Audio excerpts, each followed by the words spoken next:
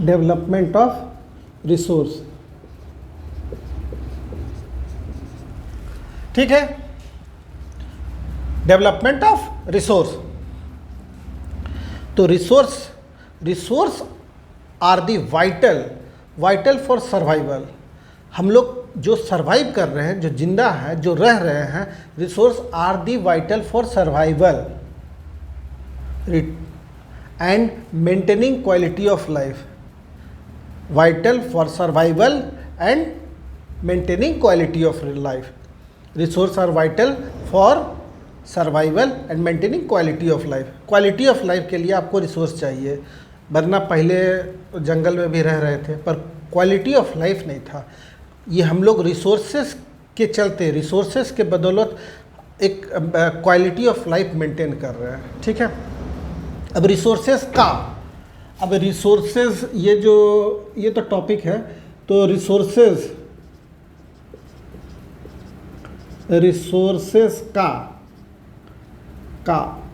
इसको का हिंदी में, अगर इंग्लिश में ऐसे करिएगा तो रिसोर्सेस, हिंदी में का। अगर आप रिसोर्सेस का इनडिस्क्रिमिनेट एक्सप्लॉयटेशन करते हैं, indiscriminate exploitation,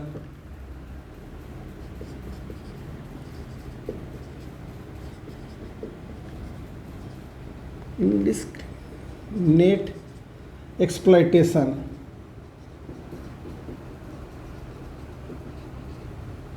indiscriminate exploitation, indiscriminate मतलब अंधाधुन,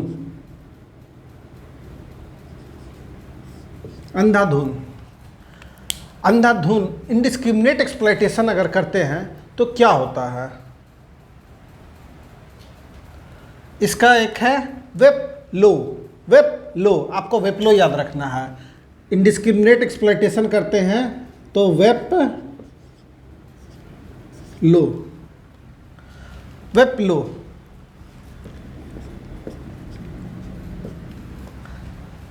warming, global warming,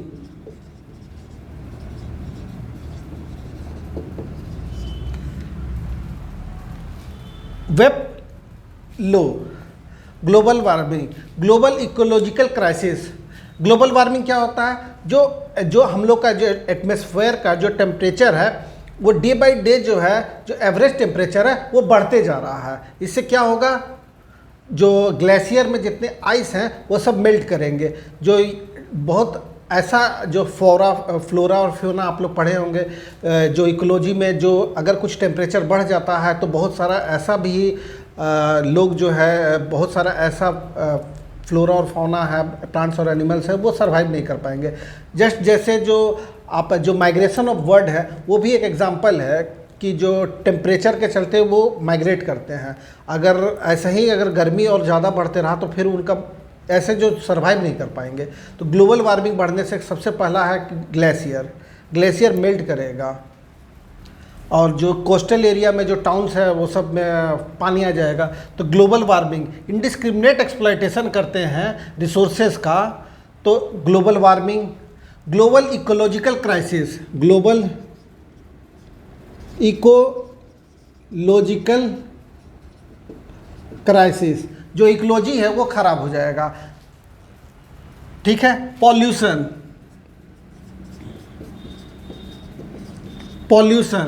land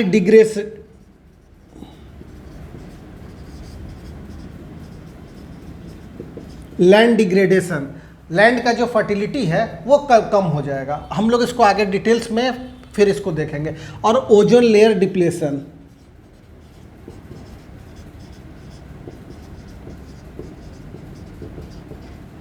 ozone layer जो है धीरे धीरे घटते जाएगा।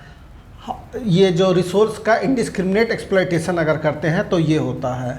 और रिसोर्सेज का अगर हम लोग इक्विटेबल डिस्ट्रीब्यूशन करते हैं, बराबर बराबर सब में बांटते हैं, इक्विटेबल रिसोर्सेज का ये अगर इनडिस्क्रिमिनेट एक्सप्लॉयटेशन का ये रिजल्ट है।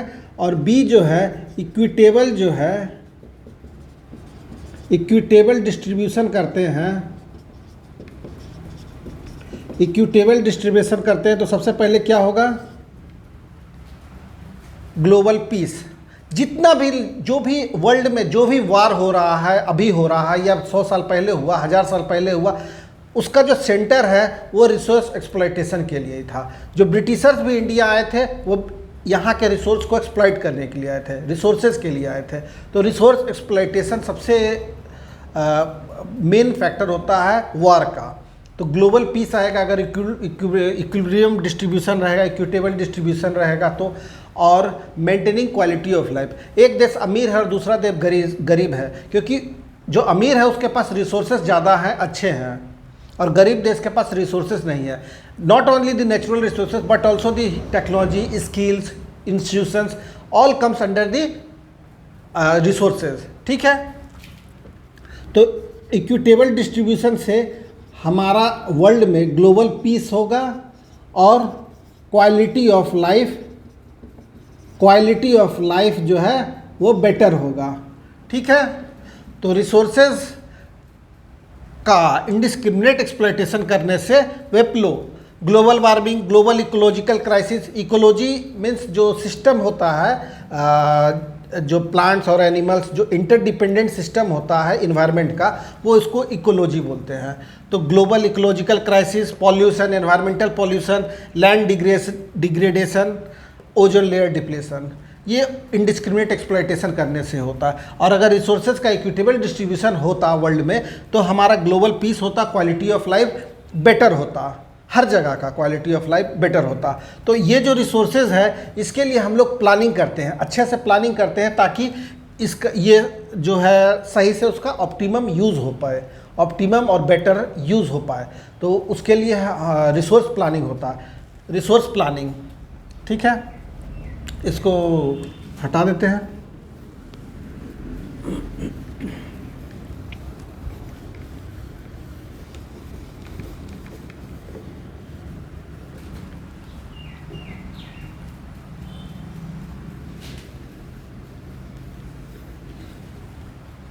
Resource planning,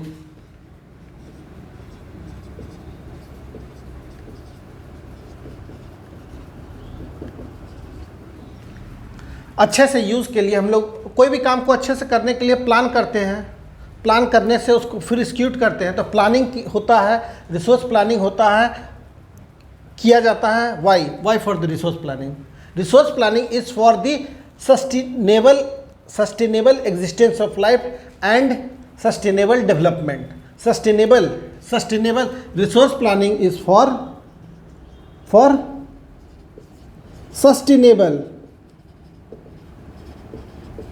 sustainable existence of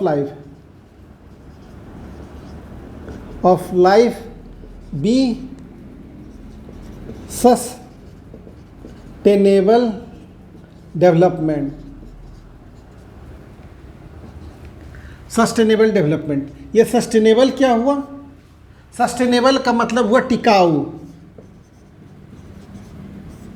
टिकाऊ मतलब ऐसा नहीं कि ये जो लाइफ है, ये जो डेवलपमेंट है, ये हो रहा है और कुछ मतलब चलता रहे, आगे तक भी चलता रहे, पूरे फ्यूचर तक चलता रहे। तो सस्टेनेबल डेवलपमेंट होना चाहिए। ऐसा नहीं कि आप बहुत बड़ा ब्रिज बना दिए, बहुत बड़ा डैम बना दिए या बहुत बड़ा बिल्डिंग बना दिए, उसके चलते अगले साल जो है वहाँ पे कुछ अर्थक्वेक हो जाए। तो ऐसा नहीं होना चाहिए। सस्टेनेबल डेवलपमेंट होना चाहिए कि आगे भी चलता रहे। और सस्टेनेबल डेवलपमेंट जो है, सस्टेनेबल डेवलपमेंट हम बोलते हैं without damaging environment and not compromise with the future generations. Not, ऐसा नहीं कि आप पूरा एक्सप्लॉइट कर लिए और अभी सारा कोल निकाल लिए। भाई अब जैसे प्लानिंग क्या करना, जैसे हम कंट्री के पास अगर मान लीजिए कि 100 टन कोल है, तो ऐसा नहीं है कि सारा कोल को यूज़ करिए। और ये एक अनुमान है, अगर हम 100% अपना कोल का यूज़ करते हैं, एक कंट्री 100% अपना कोल का यूज़ करती है तो 50 ईयर में 100 टन का कंजप्शन हो जाता है। तो ऐसा नहीं करना है, हम लोग जो है 2 टन करके ही यूज़ करेंगे। मान लीजिए 1 टन का पर ईयर का कंजप्शन है, तो 100 साल में ख़त्म हो जाना है 100 टन कोल। तो हम लोग ऐसा नहीं करेंगे, उसको और कम करने का कोशिश करेंगे और दूसरा रिसोर्स से भी करेंगे। और अगर 1 टन का कंजप्शन है तो 0.25 टन ही कंजप्शन करेंगे, 0.25% ही कंजप्शन करेंगे कि वो ज़्यादा दिन तक चले। और उस बाकी जो हम लोग का जो रेस्ट का ज़रूरत है वो कुछ दूसरा इंपोर्ट कर लेंगे, दूसरे जगह से लेंगे या दूसरे सोर्स से उस चीज़ को अल्टरनेटिव सोर्स से उसको डेवलप करेंगे, ताकि ये जो है नॉट कॉम्प्रोमाइज आगे भी चलता रहे, तो आगे भी चलता रहे। तो sustainable development is not damaging environment, not damaging environment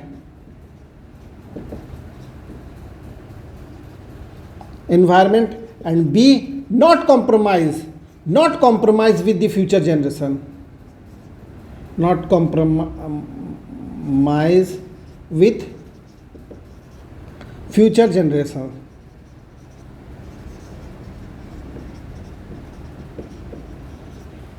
not compromise with the future generations, ऐसा नहीं कि आप लोग खाली यूज़ कर लिए। इसके बाद जो है ये जो सस्टेनेबल डेवलपमेंट के लिए आप हर कंट्री को इसके लिए ज़रूरत था, और हर कंट्री का जो एनवायरनमेंट है, जो इकोलॉजिकल है, वो बहुत ज़्यादा लिंक होता है। जैसे बॉर्डर एरिया है तो उधर से भी उधर एनवायरनमेंट तो एक दूसरे से लिंक है। हम लोग ने आपस में ही पॉलिटिकल बाउंड्री बनाया है, पर एनवायरनमेंट तो एक दूसरे से लिंक है। तो इसके लिए सबसे पहले रियो डी जेनेरो में, Rio de Janeiro is the commercial capital of Brazil. जैसे हर कंट्री का एक जो है हर कंट्री का एक पॉलिटिकल कैपिटल, एक कैपिटल होता है, और एक बिजनेस कैपिटल, बिजनेस हब होता है।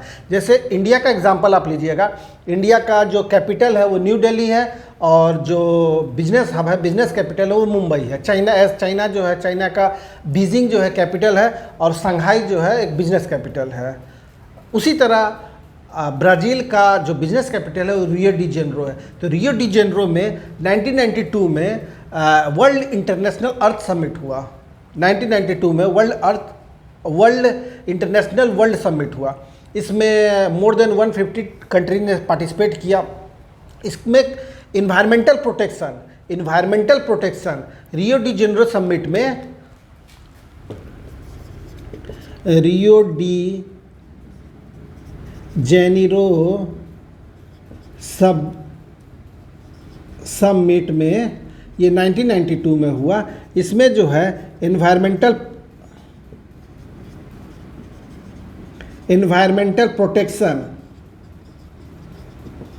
प्रोटेक्शन और दूसरा जो है socio economic development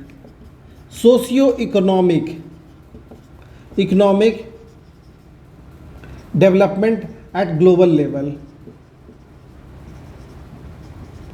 socio economic development at global level, ये जो है इस पे एजेंडा रख के बात हुआ। ठीक है, सब कंट्री ने, सब जो कंट्री आए थे उन्होंने साइन किया।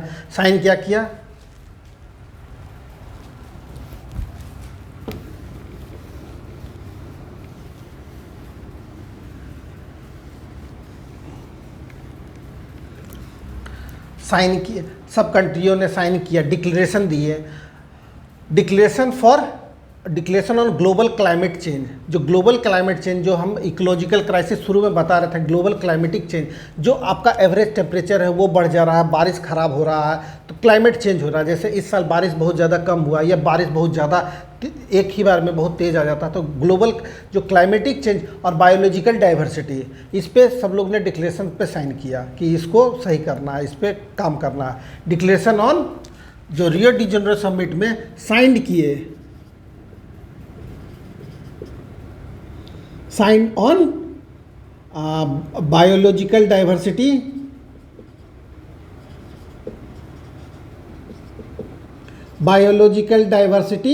और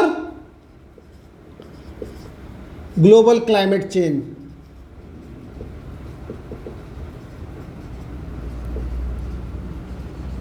क्लाइमेट चेंज के लिए मोदी जी फेमस है, जहाँ जाते हैं क्लाइमेट पे ज़रूर बोलते हैं, क्लाइमेट चेंज पे ज़रूर बात करते हैं, एक टॉपिक ज़रूर रखते हैं। किसी भी समिट में हो, क्लाइमेट चेंज को ज़रूर एक इम्पोर्टेंस दिलाते हैं। तो अपना कंट्री इस पे क्लाइमेट चेंज के लिए बहुत ज़्यादा फोकस्ड है। और साइन इस टॉपिक पर डिक्लेरेशन दिए और एंडोर्स किए। एंडोर्स मतलब प्रूव, मतलब मैं दावा देता हूँ, एंडोर्स करता हूँ कि ग्लोबल जो है फॉरेस्ट प्रिंसिपल पे वो करेंगे, ग्लोबल फॉरेस्ट प्रिंसिपल, और एजेंडा 21 को अडेप्ट करेंगे फॉर सस्टेनेबल डेवलपमेंट। एंडोर्स किए global forest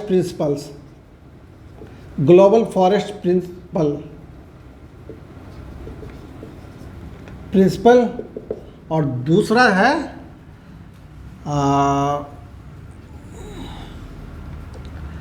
global forest principle and second agenda 21 for sustainable development, agenda 21 for sustainable development. Sustainable development क्या है? Not damaging the development without damaging the environment, और दूसरा not compromise with the future generation. Sustainable development without damaging environment and not compromise with the future generations, development not compromise with the future generation. तो ये agenda 21 sign किए। अब ये जो हुआ था, रियो डी जेनेरो समिट हुआ था 1992, तो 1992 के बाद आएगा 2000, 1992 के बाद आएगा 2000, तो 2000 से हम लोग जो सेंचुरी में बताते हैं, जो एजेंडा 21, ये जो सेंचुरी बताते हैं वो 100 का आगे का बताते हैं। जैसे ये अगर 2000 में है, 2000 में एंटर करते हैं हम लोग ईयर, तो हम लोग इसको 21st सेंचुरी बोलते हैं, 21st सेंचुरी बोलते हैं। और 2000 से 2100 में जिस दिन आ जाते हैं, 2100 में आ जाएंगे, तो हम लोग इसको 22nd सेंचुरी बोलेंगे। तो 100 आगे का बताते हैं, 22nd सेंचुरी बताते हैं हम, ठीक है। अगर 1896 है, 1896 किसी ईयर है, तो हम इसको 19th सेंचुरी में बोलेंगे। This is one incident on 19th century. अगर किसी इंसिडेंट 1896 का बात करें तो 19th सेंचुरी बताएंगे, ठीक है। तो ये एजेंडा 21 मतलब 1992 के बाद 2000 से 2100 के लिए एजेंडा 21 पे फॉर सस्टेनेबल डेवलपमेंट पर ये बात हुआ, ठीक है। तो अब एजेंडा 21 तो है, एजेंडा 21 क्या है?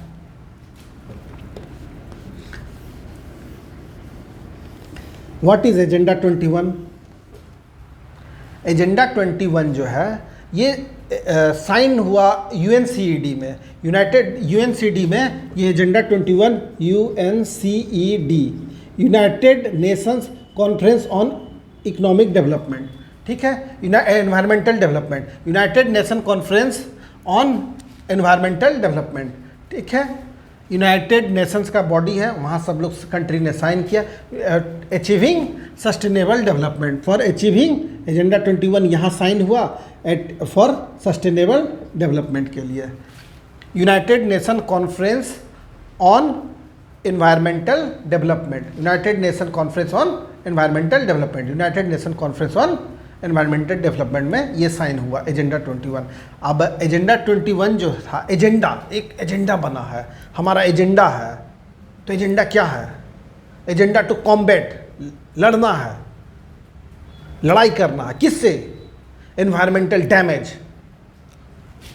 Agenda to combat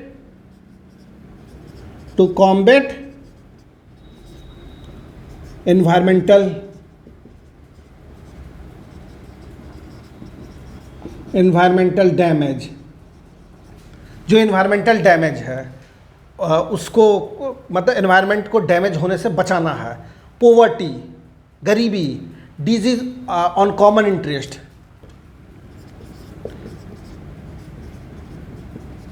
poverty, disease on common interest. ये अपना कोरोना में, अपना कंट्री तो इसको बहुत फॉलो करते हैं। डिजीज़ कोरोना में कॉमन इंटरेस्ट के लिए हम लोग दवा बना रहे हैं। मतलब यहाँ एक बीमारी है तो ऐसा नहीं कि आपका देश है आप भुगतिए, ऐसा नहीं है। कॉमन इंटरेस्ट होना चाहिए।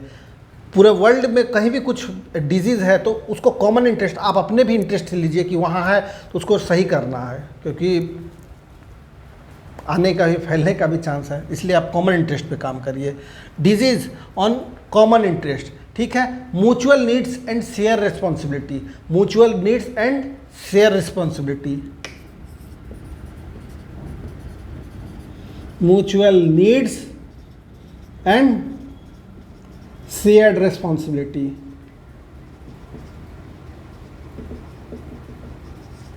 Mutual needs and share responsibility, ये जो आपका एजेंडा 21 है इसको कॉम्बैट करना। म्यूचुअल नीड्स, आपसी ज़रूरत और जो जिम्मेदारी है उसको बांटना है। कोई जिम्मेदारी है, अर्थक्वेक आ गया, भूकंप आ गया, अभी तुर्की में वो हो गया, भूकंप आ गया, तो ऐसा नहीं है कि आप है, जिम्मेदारी है, वो कंट्री में गिरा तो इंडिया ने भी सबसे पहले इंडिया अपना जहाज़ भेजा था, जो भी दवा, मेडिसिन्स, फूड्स, जो भी बेसिक नीड्स का है, सबसे पहले इंडिया दवा भेजा था। तो वो शेयर रिस्पॉन्सिबिलिटी है, आपका रिस्पॉन्सिबिलिटी को हमने शेयर किया। म्यूचुअल नीड्स, आपसी ज़रूरत का, ठीक है। तो ये जो रिसोर्स प्लानिंग है, रिसोर्स प्लानिंग ये आपका सब इधर चला रियो डी जेनेरो में इन्वायरमेंटल के लिए, ये ग्लोबल लेवल पर हो गया। अब इंडिया पे आते हैं, इंडिया में जो रिसोर्स है उसका रिसोर्स प्लानिंग करना होगा। अगर रिसोर्स का प्लानिंग करते हैं तभी हम उसका ऑप्टिमम बेटर यूज़ कर ले पाते हैं। तो resource planning, what is resource planning? Resource planning is the strategy for judicious use of resources, judicious use of resources. Resource planning जो है वो जुडिशियस यूज, जुडिशियस मतलब sensible, sensible.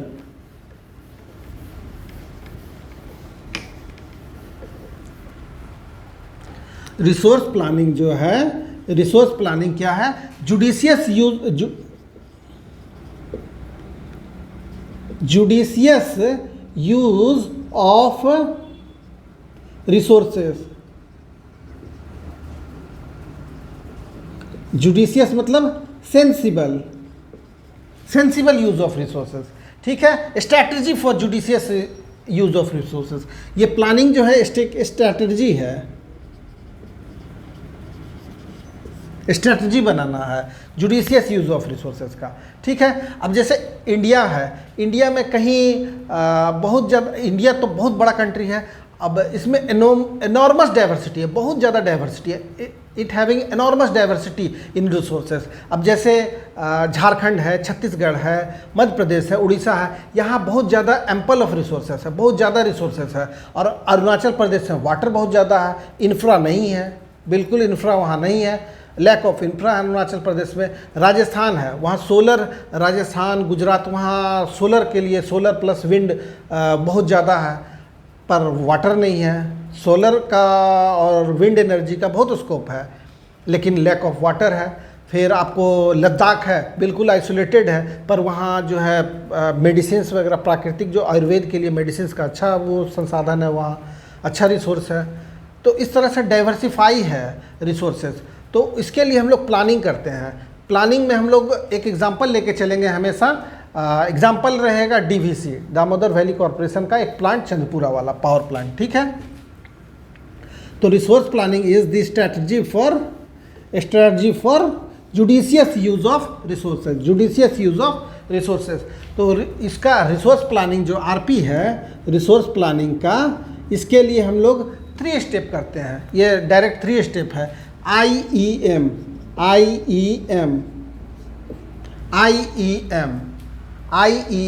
Identification and inventory of resources. Identification पहला step है, identification and inventory of resources. Example है लेके चलेंगे DVC.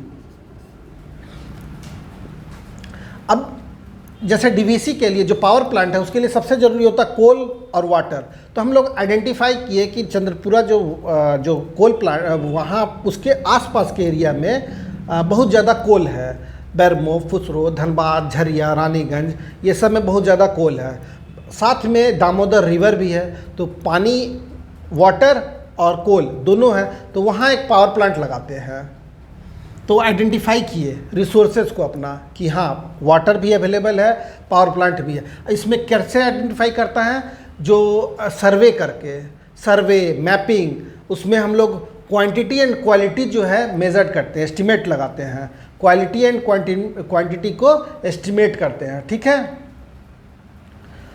Identification and inventory कितना है, इसमें सर्वे मैपिंग, क्वालिटी, क्वांटिटी, ये सब जो है इसको मेज़र करते हैं। अब क्या होगा? ई मालूम चल गया कि इतना कोल है, हाँ कोल है, चलेगा, अभी इतना कोल से हम लोग 200 साल तक ये प्लांट चला सकते हैं, पानी का भी कोई दिक्कत नहीं है, सब कुछ सही है। ठीक है। तो इवॉल्व करेंगे एक planning structure, evolve planning structure with planning structure एक इवॉल्व। अभी हम लोग को सिर्फ मालूम चला यहाँ पर इतना ज़्यादा कोल है, इतना क्वांटिटी में कोल है। ठीक है। तो एक इस कोल से और वाटर से हम लोग एक प्लानिंग स्ट्रक्चर बनाएंगे, इवॉल्व प्लानिंग स्ट्रक्चर कि भाई ये इतना कोल इस एरिया में है, तो हम लोग क्यों ना एक पावर प्लांट बैठा देते हैं। तो इवॉल्व प्लानिंग स्ट्रक्चर विथ, ये हम लोग को आइडेंटिफाई हो गया कि यहाँ कोल है, वाटर है, सब कुछ है। सर्वे किए, मैपिंग किए, क्वालिटी निकाले, कैसा क्वालिटी का कोल है, इससे प्रोडक्शन हो पाएगा कि नहीं, क्वांटिटी कितना है उसको मेज़र किए, एस्टिमेट लगाए, एस्टिमेशन किए, सब इसमें हो गया। अब evolve a planning structure, evolve a planning structure with, power plant बनाना है, रिसोर्स ये मिल गया, विथ टेक्नोलॉजी, क्योंकि प्लांट लगाना है आपको कोयला मिलने से नहीं होता है, कोल मिल जाने से नहीं होता, वाटर होने से नहीं होता, आपको टेक्नोलॉजी चाहिए। With technology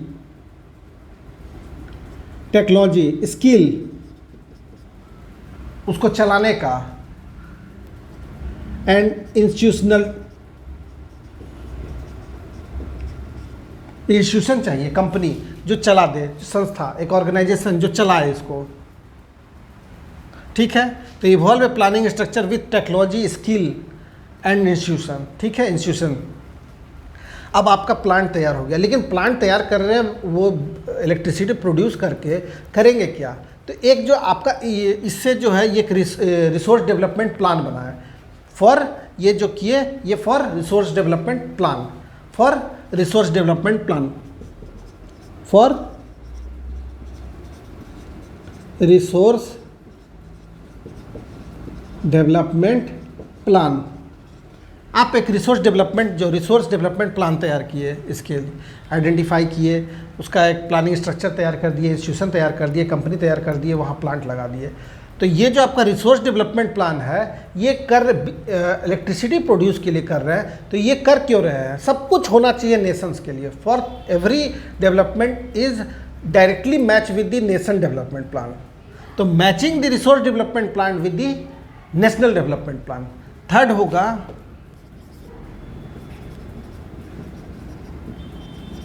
matching resource development plan with national development plan.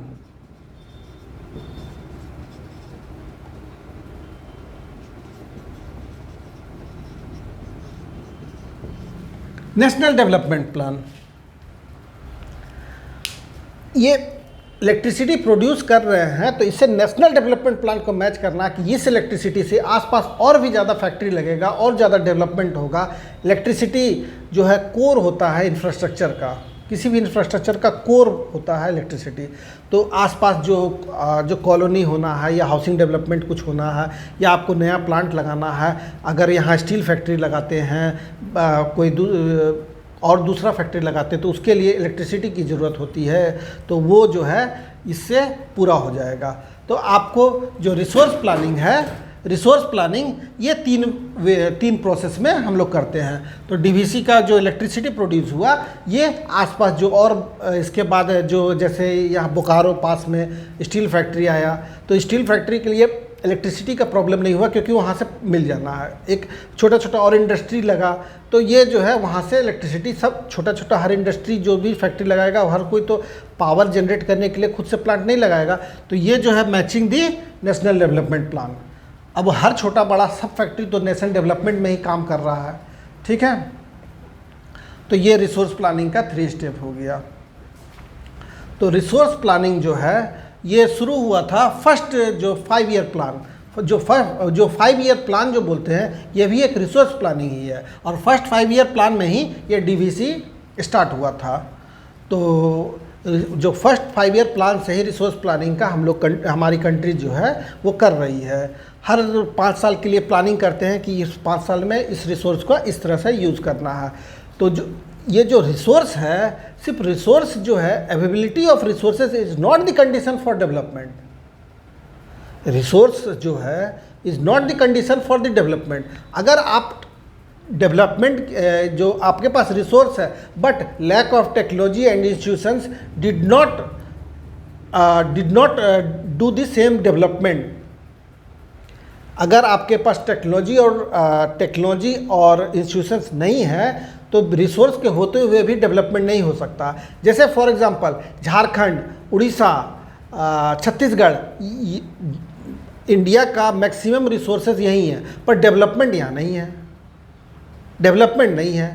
बहुत सारा अफ्रीकन कंट्रीज़ है जहाँ बहुत ज़्यादा रिसोर्सेज है पर डेवलपमेंट नहीं है, क्योंकि वो टेक्नोलॉजी में लैक करते हैं। और टेक्नोलॉजी जो है, टेक्नोलॉजी, स्किल्स, ये सब भी एक जो है रिसोर्स ही है। जो फॉरेन इन्वेडर्स है वो हमेशा रिसोर्स के लिए ही इन्वेट करते हैं। इन्वेडर्स, फॉरेन जो भी इन्वेडर्स जब भी आए हैं वो रिसोर्स के लिए आए हैं, और वो उनके पास टेक्नोलॉजी है, वो टेक्नोलॉजी, इन्वेडर्स के पास टेक्नोलॉजी था जिसके चलते वो एक्सप्लॉइट किए, वो यहाँ के रिसोर्स को एक्सप्लॉइट किए। कहीं के भी कोई भी इन्वेडर जो है जाता है तो वो रिसोर्स को वहाँ एक्सप्लॉइट करता है और अपना सुप्रीमेसी देता है, सिर्फ और सिर्फ अपनी टेक्नोलॉजी पर, टेक्नोलॉजी और स्किल्स इंस्टीट्यूशंस पर।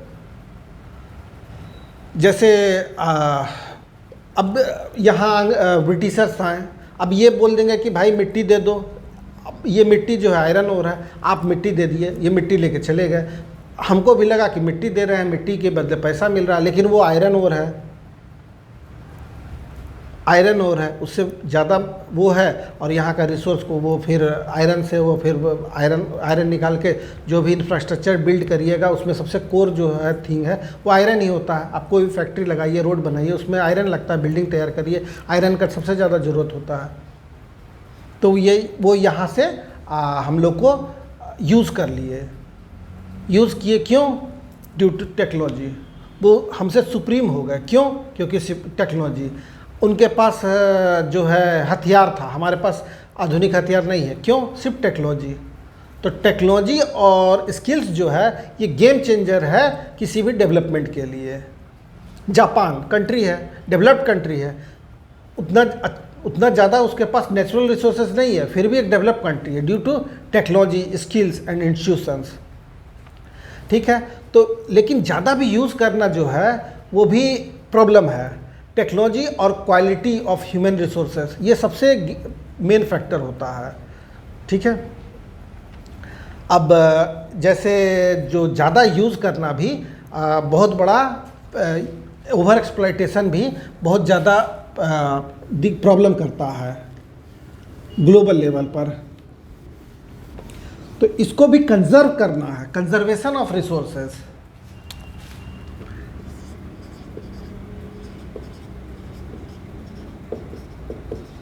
कंजर्वेशन ऑफ रिसोर्सेज, क्योंकि हम बताएं sustainable development not compromise with the future generation, इसीलिए आपको कंजर्वेशन ऑफ रिसोर्सेज को भी हमेशा ध्यान रखना। अब इसका जरूरत इसलिए पड़ता है क्योंकि ओवर यूटिलाइजेशन और इर्रेशनल कंजप्शन, ये क्यों जरूरत पड़ता है? Because of the over utilization बड़ा पेट बन जा भाई। ओवर यूटिलाइजेशन, और दूसरा है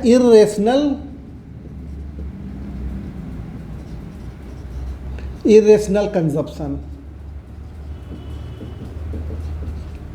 इरेशनल कंजप्शन, ठीक है।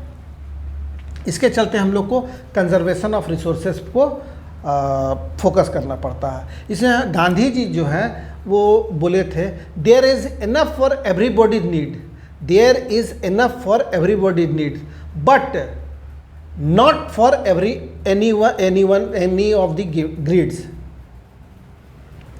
but not for anybody greeds. There is enough for everybody needs, there is enough for everybody needs, but not for anybody greeds. किसी एक का लालच के, हर एक का ज़रूरत के लिए, नीड्स ज़रूरत, हर एक की ज़रूरत के लिए इनफ है, पर किसी खास के लिए मतलब किसी खास के लालच के लिए ये पूरा रिसोर्स नहीं है, ठीक है। तो इसमें गांधी जी एक और भी बोले थे कि जो रिसोर्स का डिप्लीशन हो रहा है, क्योंकि हम लोग हर चीज़ को मास प्रोडक्शन कर रहे हैं कि सस्ता हो जाए, दाम कम हो जाए, ज़्यादा प्रोड्यूस हो तो ज़्यादा प्रॉफिट हो, कंट्री डेवलप हो, तो इसके लिए तो गांधी जी ने इस पर एक बोला था, वो अगेंस्ट, गांधी जी हमेशा मास प्रोडक्शन के अगेंस्ट रहे हैं। He was against the mass production but wanted to production by masses. He is against with the mass production but favor for the production by masses। अब बहुत masses मतलब बहुत ज़्यादा लोग, ज़्यादा लोगों से प्रोडक्शन कराइए ताकि सबको रोज़गार मिले, सब काम करें और अपने ज़रूरत के हिसाब से उतना ही काम हो। मास प्रोडक्शन कम लोग मिलके फैक्ट्री में लगा के ज़्यादा प्रोडक्शन नहीं करना है, प्रोडक्शन बाय मासेस। तो ये जो है क्लब ऑफ रोम जो है कंजर्वेशन ऑफ रिसोर्सेज पे, क्लब ऑफ रोम 1968 में सबसे पहला ये कंसेप्ट लाए थे। 1968 में क्लब ऑफ रोम ये कंजर्वेशन ऑफ रिसोर्सेज पे बात किए कि जो है रिसोर्सेज को कंजर्व करके मैक्सिमम जो यूटिलाइजेशन करके यूज़ करना है रिसोर्सेज को। 1974 में शुमाकर जो है, 1974 में शुमाकर, माइकल शुमाकर नहीं, शुमाकर जो है एक बुक लिखे थे, small is beautiful, small is beautiful. उन्होंने गांधीयन फिलोसफी को इसमें डाला था, किस कंजर्वेशन ऑफ रिसोर्सेज के लिए जो गांधी जी के आदर्श थे, गांधी जी की बात था, उनको इसमें बहुत अच्छे से उसमें शुमाकर उसमें उन्होंने डाला था। जो ग्लोबल लेवल पर सबसे पहले ब्रुडलैंड कमीशन रिपोर्ट आई, ब्रुडलैंड कमीशन रिपोर्ट 1987 में, ब्रुडलैंड कमीशन रिपोर्ट 1987 में, ब्रुडलैंड कमीशन रिपोर्ट ये आया था कंजर्वेशन ऑफ रिसोर्सेज के लिए। और ये जो है एक बुक कंसेप्ट जो है, ये सबसे पहले ग्लोबल लेवल पर कंसेप्ट दी थी जो कंजर्वेशन, जो सस्टेनेबल डेवलपमेंट और रिसोर्स कंजर्वेशन के लिए, सस्टेनेबल डेवलपमेंट और रिसोर्स कंजर्वेशन के लिए सबसे पहले इन्होंने कंसेप्ट दिया था।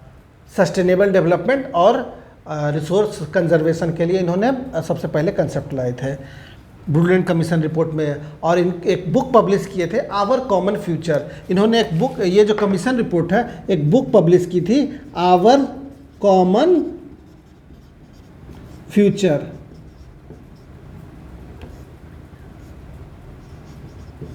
आवर कॉमन फ्यूचर, ठीक है। इसमें कंजर्वेशन ऑफ रिसोर्सेज के लिए सबसे अधिक था। फिर उसके बाद 87 के बाद 1992 में रियो डी जेनेरो सबमिट हुआ, वो हम लोग आगे देख चुके थे।